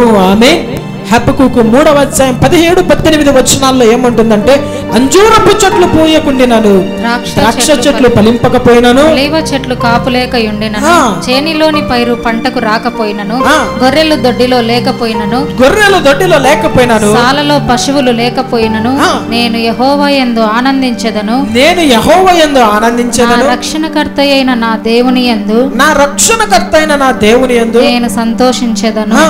ప్రభువుకు యెహోవాయే నాకు బలము. ఆయన నా కాళ్ళను లేడి కాళ్ళవలె చేయును. ఉన్నత స్థలముల మీద ఆయన నన్ను నడువచేయును. ఆమేన్, హల్లెలూయా. నా దేవుని యందు నేను సంతోషిస్తాను. ఏమి ఉన్నా లేకపోయినా నా దేవుడు ఉన్నాడు. ఆయన ఎవరంట? ఈ భూలోకంలో ఉన్న సమస్త వజ్రాలు, రత్న రాశులు, బంగారము, ఆస్తి అంతా కూడా ఆయనది. ఆయన అనుకుంటే ఒక్క వ్యక్తిని లేపుకొని దేవుడు నీకు సహాయం చేయగలడు. ఒక్క వ్యక్తిని నిలబెట్టుకొని దేవుడు నిన్ను పోషించగలడు. ఒక వ్యక్తి మనసు మార్చి కలిగిన ప్రతి అవసరతలు తీర్చగలడు. ఆయన అనుకుంటే తన మహిమైశ్వర్యం చొప్పున నీవు అడిగిన దానికన్నా, ఊహించిన దానికన్నా అత్యధికమైన మేళ్లతో నిన్ను నింపబోతున్నాడు. ఆమేన్, హల్లెలూయా. మన చెయ్యి కేవలం చిన్నది, మన దేవుని చెయ్యి చాలా పెద్దది. మన దేవుడు పిడికలు బిగించి నీకు ఏదైనా ఇస్తే నువ్వు పట్టుకునే దానికి కూడా ఏమీ ఉండదు. పట్టుజాలనంత విస్తారమైన దీవెనలను ఎందుకంటున్నాడు? మన దేవుడు మనకి నిజముగా ఆయన హృదయపూర్వకంగా ఆయన ఇస్తే మనము పట్టుకోలేబట్ట, ఆ ఐశ్వర్యమును మనం ఎంచలేబట్ట. అబ్రహాము యొక్క ఆశీర్వాదము, నా యజమానుని, నా దేవుడు, యజమానుని దేవుడు అతన్ని ఆశీర్వదించాడు కాబట్టి అతడు గొప్పవాడైపోయాడంట. అబ్రహాము యొక్క దాసుడు అబ్రహాము గురించి సాక్ష్యము. సొలొమోనుకి దేవుడు మంచి ఐశ్వర్యం ఇచ్చాడు. ఇలాగపోతే ఇస్సాకును యాకోబును దేవుడు గొప్పగా ఆశీర్వదించాడు. దేవుడిని బట్టి నువ్వు సంతోషించగలిగితే తప్పకుండా దేవుడు నిన్ను పోషించగలడు. ఆ దినాలలో దేవుడు 40 సంవత్సరాలు అరణ్యములో ఇశ్రాయేలు ప్రజలను పోషించలేదా?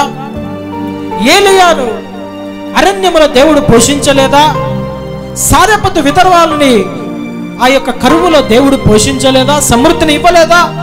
నా దేవుని ప్రజలారా, ఈ దినాన దేవుడు నీతో అంటున్న మాట కీర్తనల గ్రంథము 147వ అధ్యాయము 14వ వచనం చదువుదాం. కీర్తనల గ్రంథము 147వ అధ్యాయము 14వ వచనము. నీ సరిహద్దులలో సమాధానము కలగజేయువాడు ఆయనే, మంచి గోధుమలతో నిన్ను తృప్తిపరచువాడు ఆయనే. ఆమేన్, హల్లెలూయా, హల్లెలూయా. ఎలాగ దేవుడు మనల్ని తృప్తిపరుస్తాడు? మంచి గోధుమలు. ఇది వరకు ఆయన మనల్ని పోషించాడు, ఇక మీదట కూడా దేవుడు మనల్ని పోషించబోతున్నాడు. ఆమేన్. లోకమంతా కరువు ఉన్నప్పుడు దేవుడు తన బిడ్డలను ఎలాంటి ఆకలి లేకోకుండా, ఎలాంటి ఆకలి చావులు చావకుండా నడిపించగలిగిన దేవుడు ఇక మీదట మనల్ని నడిపించును గాక. ఆమేన్. ఆ మంచి తండ్రి ఏది కూడా నీకు కొదవ చేయడు. 6వదిగా మంచి తండ్రి తన పిల్లలను కాపాడతాడంట. ఒక తండ్రి తన బిడ్డలను ఎక్కడికైనా తీసుకొని వెళ్ళే సమయంలో, లేదంటే చాలా మంది తిరునాళ్ళకు వెళ్తూ ఉంటారు కదా, అక్కడక్కడ జరుగుతూ ఉంటాయి తిరునాళ్ళలు. ఏం తిరునాళ్ళలు? లోక సంబంధమైన తిరునాళ్ళలు కాదులేండి, కొన్ని తిరునాళ్ళలు జరుగుతాయి. ఈ తిరునాళ్ళకు పోయినప్పుడు చిన్న పిల్లలు ఉంటే మనం ఏం చేస్తాం? పిల్లలని ఎత్తుకొనైనా పోతాం, లేదంటే వారంటే ఇడిచిపెట్టి పోతామా? గుంపులలో చెయ్యి పట్టుకొని నడిపించుకుంటా పోతాం. ఒకవేళ వాడు మన చెయ్యి పట్టుకుంటే వాడు విడిచిపెడితే పోతాడేమో అని మనమే వాడిని చేయి పడతాం. ఎందుకు? వాడు ఇడిపించుకునే దానికి అవకాశము ఇవ్వము. మనము మన పిల్లలని అంత క్షేమంగా కాపాడతామే. నా దేవుడు అంటున్నాడు, ఇశ్రాయేలును కాపాడువాడు కునుకడు నిద్రపోడు. ఆమేన్. కీర్తనల గ్రంథం 121వ అధ్యాయము 4 నుండి 8వ వచనం వరకు చదువుదాం. కీర్తనల గ్రంథం 121వ అధ్యాయము 4 నుండి 8వ వచనం వరకు. ఇశ్రాయేలును కాపాడువాడు కునకడు నిద్రపోడు, యెహోవాయే నిన్ను కాపాడువాడు.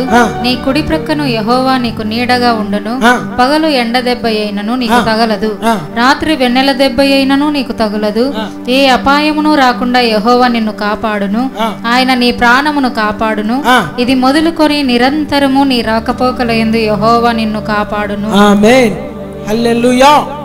ఇశ్రాయేలును కాపాడు దేవుడు కునకడు. ఈ లోకంలో మనం ఎంతమంది సెక్యూరిటీని పెట్టుకుంటే ఏదో ఒక క్షణంలో కనీసం అట్లా నిద్రపోతారు. వాడు నిద్రపోయిన సమయంలో దొంగ కాసుకొని ఉంటాడు, తపక్కని పక్కన దూకి దోచుకుంటాడు. కానీ ఇశ్రాయేలును కాపాడే దేవుడు అంట కునుకడు నిద్రపోడు. ఇశ్రాయేల్ అంటే ఇజ్రాయేలు దేశము కాదు, ఇశ్రాయేలు ప్రజలే కాదు. మనమెవరము? మనము కూడా ఇశ్రాయేలు ప్రజలతో అంటుకట్టబడిన దేవుని యొక్క ప్రజలము. ఆమె నూతన నిబంధన ఇశ్రాయేలు ప్రజలము. ఇశ్రాయేలును కాపాడువాడు కునుకడు నిద్రపోడు. ఆయన మనకు పగలు ఎండ దెబ్బ తగలకుండా, రాత్రి వెన్నెల దెబ్బ తగలకుండా, అది నా అరణ్యములో 40 సంవత్సరాలు ఇశ్రాయేలు ప్రజలను దేవుడు కాపాడినట్లు ఈ దినాన దేవుడు మనల్ని కాపాడుతున్నాడు. కాబట్టి ఈ దినాన సమాజముగా మనం కూడుకోవడానికి దేవుని కృప మనకి తోడయ్యున్నది. ఆమేన్, హల్లెలూయా. మన భక్తి, మన శక్తి, మన యొక్క డబ్బు మనల్ని ఈ దినాన సజీవంగా నిలబెట్టలేదు. ఆ భక్తి, ఆ శక్తి, ఆ డబ్బు ఉన్న వారందరూ కూడా ఈ దినాన ఈ భూలోకాన్ని విడిచి వెళ్ళిన వారే.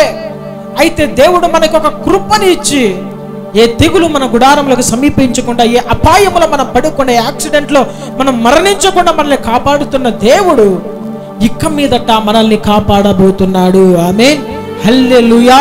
నా దేవుని ప్రజలారా, తండ్రులైన వారు తన బిడ్డలను, తన కుటుంబాన్ని కాపాడుకోగలగాలి. ఒకవేళ అది ఆర్థిక శ్రమలలో నుండి కాపాడుకోవాలి. వ్యాధులు వచ్చినప్పుడు వారిని కాపాడాలి. వారికి ఏదైనా అవసరతలు ఉన్నప్పుడు, లేదంటే వారి మీదకి ఏదైనా ఉగ్రత వచ్చినప్పుడు, ఏదైనా శ్రమ వచ్చినప్పుడు కుటుంబాన్ని కాపాడుకునే బాధ్యత తండ్రి అయిన యజమానుని మీద నిలబడి ఉన్నది. ఆ పనిని, ఆ కర్తవ్యాన్ని మనం నెరవేర్చాలి. చాలా మంది ఎలాంటి వారు ఉంటారంటే తండ్రి అనేది మర్చిపోయి ఉంటారు. ఇది నా పోస్ట్ కాదు, కేవలం పిల్లల్ని కనడం వరకే నా పని అని ఇంకా భార్యల మీద వదిలేసి ఇంకా వీరు విచ్చలవిడిగా తిరిగేవారు ఉంటారు చాలా మంది. పిల్లలను పెంచారు, స్కూళ్ళకు ఫీజులు కట్టారు, వారికి బట్టలు తీపించారు, వాళ్ళకి బుక్కులు తీపించారు, వారిని స్కూల్ దగ్గర ఇడిచిపెట్టారు, తీసుకొని రారు. వారి అవసరతలు, నాన్న ఇది అవసరం ఉంది తినడానికంటే కనీసం పట్టించుకొని వారు చాలా మంది ఉన్నారు. ఏంది కాపాడుతున్నావు నువ్వు కుటుంబాన్ని? అలాంటి వ్యక్తివి నువ్వు కుటుంబానికి పేరేనా యజమానుడని? ఎందుకు పేరుకు మాత్రమేనా? కుటుంబాన్ని రక్షించగలిగి కాపాడగలిగిన వాడుగా ఉండాలి యజమానుడు. అప్పుడే నీకు గౌరవము. రెండవది, ఎలాంటి అపాయము ఆపద కుటుంబానికి రాకుండా రక్షించుకోగలుగుతావు. 7వ మాట, చివరి మాట చెప్పి నేను ముగించేస్తాను.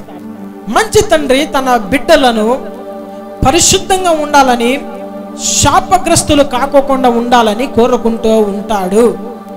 నిజముగా నువ్వు మంచి తండ్రివైతే నీ బిడ్డలు శాపగ్రస్తులుగా మార్చబడకుండా పరిశుద్ధంగా జీవించాలని నువ్వు నిజముగా కోరుకుంటావు. లేదంటే ఏమైనా సావని వాంత నాకెందుకు అని అనుకుంటావు. ఆ మనస్తత్వం నీకుంటే నిజమైన మంచి తండ్రి నువ్వు కాదు.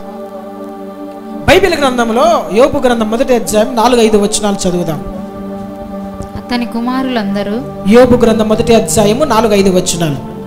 అతని కుమారులు అందరూ వంతుల చొప్పున అనుదినము ఒకరికొకరు తమ తమ ఇండ్లలో విందు చేయనై కూడునప్పుడు తమ ముగ్గురు అక్క చెల్లెండ్రు తమతో కలిసి అన్నపానములు పుచ్చుకొనవలెనని వారిని పిలిపించుచూ వచ్చిరి. వారి వారి విందు దినములు పూర్తి కాగా యోబు తన కుమారులు పాపము చేసి తమ హృదయములలో దేవుని దూషించిరేమో అని వారిని పిలువనంపించి వారిని పవిత్రపరచి అరుణోదయమున లేచి వారిలో ఒక్కొక్కని నిమిత్తమై దహన బలిని అర్పించుచూ వచ్చెను. యోబు నిత్యము అలాగు చేయుచుండెను. చాలు. చదువుబడిన లేఖనంలో యోబు భక్తుడు, అతడు ఎలాంటి వాడంటే యథార్థవంతుడంట, చెడుతనమును అసహించుకున్నవాడు, మంచిగా బ్రతికేవాడు. అయితే చాలా మంది నేను మంచిగా బ్రతుకుతూ ఉన్నాను, నాకు సమాజంలో మంచి పేరు ఉన్నది, చాలులే అనుకుంటారు. అయితే అది వరకే నీ బాధ్యత ఆగిపోలేదు. నీవు ఏదైతే సంపాదించుకున్నావో మంచి పేరు, గౌరవము, అది తదనంతరం నీ పిల్లలు దానికి భంగము కలిగించకుండా, ఆ మంచి పేరు పోగొట్టుకోకుండా వారు నీకన్నా మంచి పేరు వారి ద్వారా నీకు వచ్చినట్లుగా నీ బిడ్డలను మంచి మార్గంలో నడిపించడానికి నువ్వు కృషి చేయాలి. యోబు ఏం చేసేవాడు? తనకు కలిగిన 10 మంది బిడ్డలు తమ విందు దినములు పూర్తి కాగానే వారిని పిలుచుకొని వచ్చి అరుణోదయమున లేచి ప్రతి ఒక్క బిడ్డ నిమిత్తము బలి నర్పించేవాడంట. ఎందుకు? నా బిడ్డలు తమ హృదయములో ఏమన్నా దేవుని దూషించారేమో, నా బిడ్డలు తెలిసి తెలియక దేవుని ఏమన్నా దూషించారేమో, డబ్బు ఎక్కువయ్యి, లేదంటే మత్తు ఎక్కువయ్యి, లేదంటే ధనము ఆహారం ఎక్కువైపోయి గర్వముతో ఏమన్నా ప్రవర్తించి దేవుని దూషించారేమో, సేవకులను దూషించారేమో, సంఘముల విశ్వాసులను దూషించారేమో, దాన్ని బట్టి వారు శాపగ్రస్తులుగా మార్చబడకుండా ఆ బిడ్డల నిమిత్తం నేను బలి నర్పించాలి. ఆ దోషము, ఆ పాపము వారి మీద ఉండకూడదు, వారి లోకములో శాపగ్రస్తులుగా మార్చబడకూడదని ప్రతి ఉదయమున లేచి వారి కొరకు ఆయన బలులు అర్పించేవాడంట. నిత్యము అలాగే చేసేవాడంట. నా దేవుని ప్రజలారా, నేటి దినములో మంచి తండ్రి అయిన వారు, మంచి తల్లిదండ్రులు ఏం చేయాలి? తమ బిడ్డలు ఏదైనా పాపము చేశారేమో, దేవునికి వ్యతిరేకమైన మార్గంలో నడిచారేమో, శాపగ్రస్తమైన మార్గంలో నడిచారేమో, సాతాను ప్రేరేపించింటే ఆ పాపములో పడిపోయారేమో, స్నేహితులు అనే మత్తులో పడి అన్యజనులు చేయుచున్న కార్యములు చేశారేమో, బూతు మాటలు ఏమన్నా మాట్లాడారేమో, సేవకులను వ్యతిరేకంగా దూషించారేమో, లేదంటే విశ్వాసుల వ్యతిరేకంగా కార్యక్రమాలు చేశారేమో, సంఘానికి వ్యతిరేకమైన కార్యక్రమాలు చేశారేమో, వారు శాపగ్రస్తులు కాకూడదని ఆ బిడ్డల నిమిత్తం ప్రార్థన చేసేవారముగా ఉండాలి. ఆ దోషము పరిహరించబడినట్లుగా, ఆ శాపం మనని కలిచివేయకుండా, ఆ ఉగ్రత వారి మీదకి రాకుండా ప్రతి ఉదయమున బిడ్డల నిమిత్తం ప్రార్థించేవారుగా ఉండాలి. మంచి తండ్రి బిడ్డల శ్రేయస్సు కోరుకునేవాడు. హృదయములో పొరపాటున పాపము చేశారేమో, దేవుని దూషించారేమో, పాపమును మూట కట్టుకుంటున్నారేమో, శాపమును కొని తెచ్చుకుంటున్నారేమో అని జ్ఞానము కలిగి ప్రవర్తించి పిల్లల కొరకు ప్రార్థన చేసేవారుగా కావాలి. అరుణోదయమున లేచాడంట. ఎప్పుడు నువ్వు లేస్తున్నావు? తండ్రులారా జాగ్రత్త. నీ యొక్క కుటుంబం యొక్క బాధ్యత నీ మీద ఉన్నది. నువ్వు ఏ మార్గంలో నడుస్తావో నీ పిల్లల మీదుగా శాపం వస్తుంది. నువ్వు ఏ మాటలు పలుకుతున్నావో ఆ మాటలను బట్టి దోషం నీ పిల్లల మీదకి వస్తుంది. నువ్వు ఏ అతిక్రమం చేస్తున్నావో ఆ సంతానం మీదుగా దోషం వస్తుంది. నువ్వు ఏ లంచము తింటున్నావో ఆ దోషము నీ పిల్లల మీదకి వచ్చి మరొక దినాన్ని శాపగ్రస్తులుగా మార్చబడతారు. ఈ దినాన్ని బాగా డబ్బు తింటున్నాను కదా, బాగా కమిషన్ సంపాదిస్తున్నాను కదా, అందరిని మోసము చేస్తున్నాను కదా, వడ్డీతో సంపాదిస్తున్నా కదా, నేను బాగా ఆస్తి పరులను అనుకుంటున్నాను. అయితే దేని కొరకు నువ్వు కూడా పెడుతున్నావు? దేని కొరకు అక్రమమైన మార్గంలో నడుస్తున్నావంటే నీ పిల్లలు శాపగ్రస్తులుగా మార్చబడడానికి మాత్రమే. డబ్బు ఎక్కువ రోజులు ఉండదు, వ్యర్థమైన నడక ఎక్కువ రోజులు ఉండదు, అన్యాయమైన సంపాదన ఎక్కువ రోజు ఉండదు. అది నీ పిల్లలకు పాపాన్ని, శాపాన్ని, దోషాన్ని నువ్వు మూటగడుతున్నావు. ఒక దినాన వాడు అది మోయవలసిన పరిస్థితి ఉంది. జాగ్రత్త. నీ పిల్లలు ఏదైనా హృదయంలో పాపము చేశారేమో వారి పాపముల నిమిత్తం ప్రార్థన చేసేవారుగా ఉండాలా కానీ నీవే ఏదైనా పాపములో ఉంటే, నీవే మత్తు పదార్థములకు అలవాటైతే, నువ్వే మందు, సిగరెట్లకు, వ్యభిచారానికి, అక్రమ సంబంధాలకి, జారత్వానికి పాల్పడుతూ ఉంటే నువ్వు కుటుంబము ఎలాగ నీ పిల్లల యొక్క పాపముల నిమిత్తం ప్రార్థన చేస్తావు? వారి కొరకు నువ్వు సంపాదించిందేది? శాపాన్ని సంపాదిస్తున్నావు, వారి మీదకి దోషమును తీసుకొని వస్తున్నావు. నీ పాపమును వారు మోయవలసిన వారుగా ఉంటున్నారు. జాగ్రత్త. తండ్రి చేసే పాపము తరముల మీదకి దోషం వస్తుంది. అందుకనే ఏ వ్యక్తి అయినా కానీ ఏదైనా ఒక తప్పుడు మార్గంలో నడుస్తున్నప్పుడు, ఏదైనా అన్యాయమైన ప్రవర్తన చేసేటప్పుడు ఒకటి జ్ఞాపకం ఉంచుకోవాలి.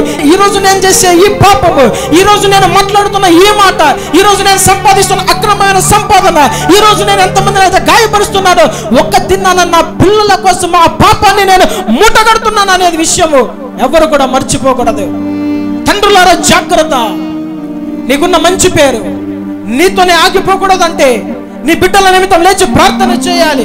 ఆ దినాన సూసన్ వెస్లీ అనే ఒక ఆమె ఏం చేసిందంటే, ఆమె తనకు కలిగిన బిడ్డల నిమిత్తము అందరి కోసం ఉదయాన్నే 3 గంటలకు లేచి తమ బిడ్డల యొక్క పడకల దగ్గర, వారి తలల దగ్గర మోకరించి గంటల తరబడి వారి కొరకు ప్రార్థన చేసేది. ఎందుకు ప్రార్థన చేసేది?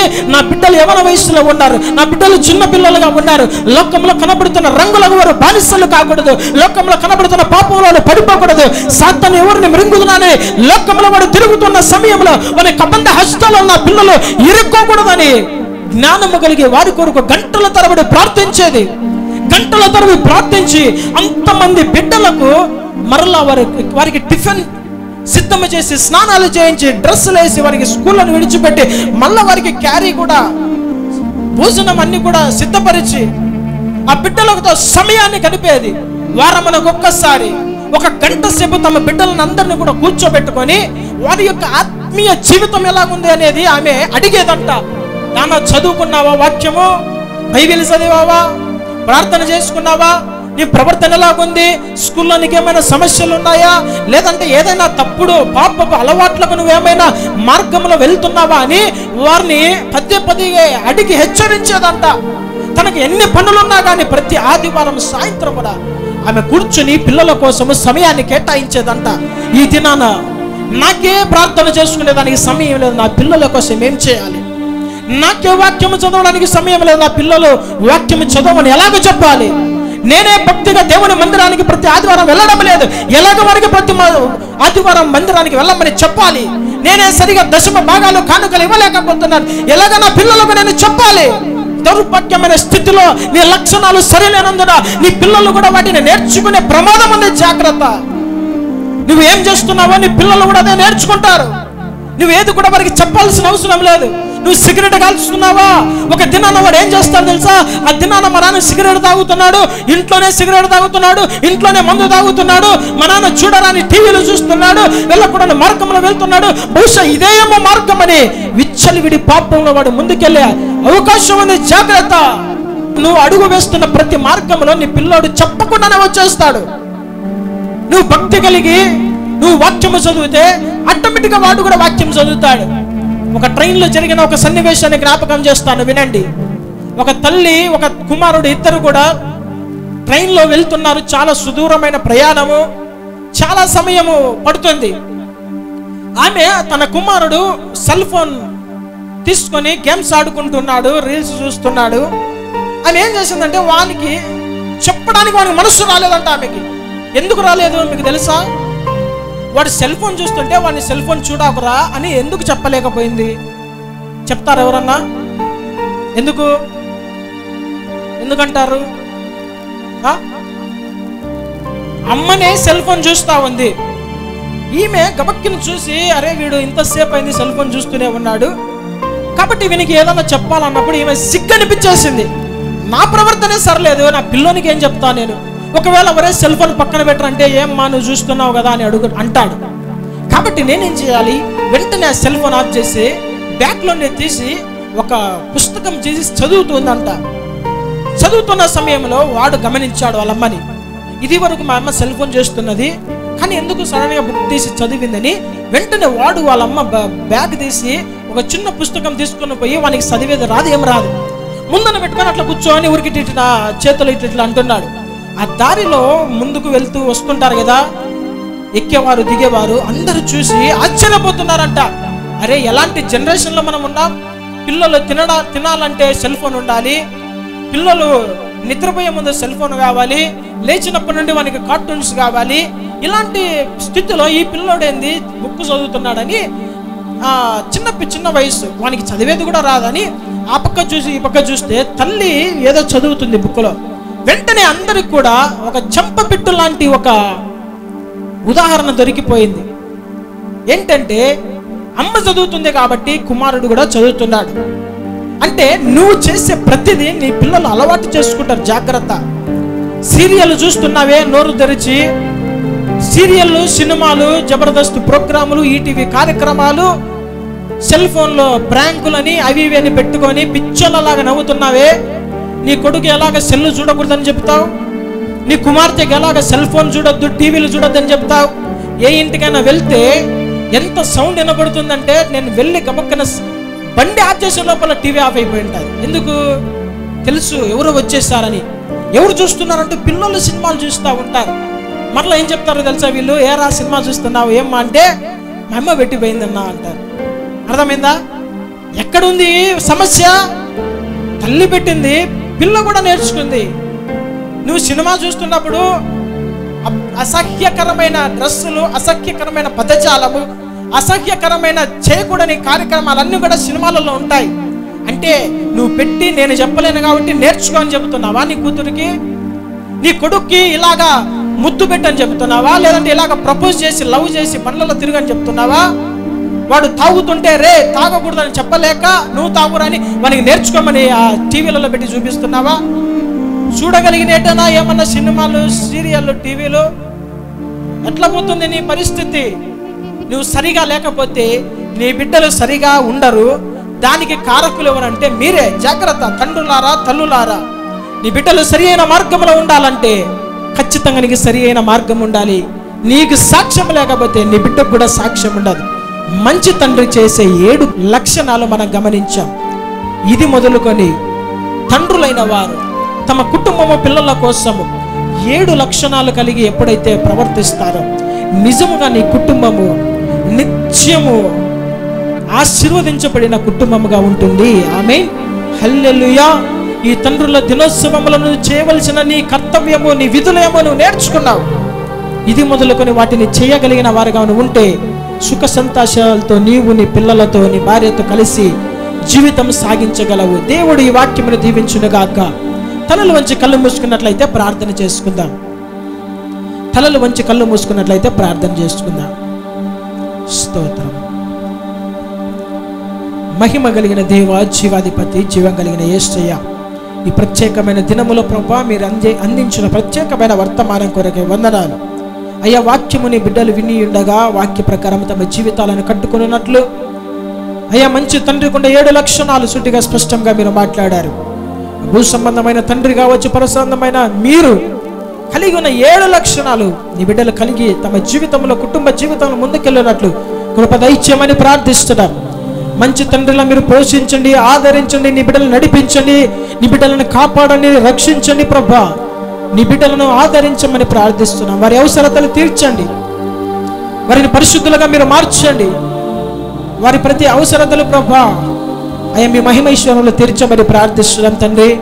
పరిశుద్ధాత్మదేవా నీ బిడ్డలని ప్రభా నీ రాకడ ఒకరికై సిద్ధము చేయండి అయ్యా. నీ బిడ్డలు తమ జీవితాలను కుటుంబాలను కట్టుకొని వాక్యపు వెలుగులో తమ జీవితాలను సరి చేసుకున్నట్టు కృప దయచేయమని నజరేయుడైన యేసు నామంలో అడిగి వేడుకుంటున్నాను తండ్రి.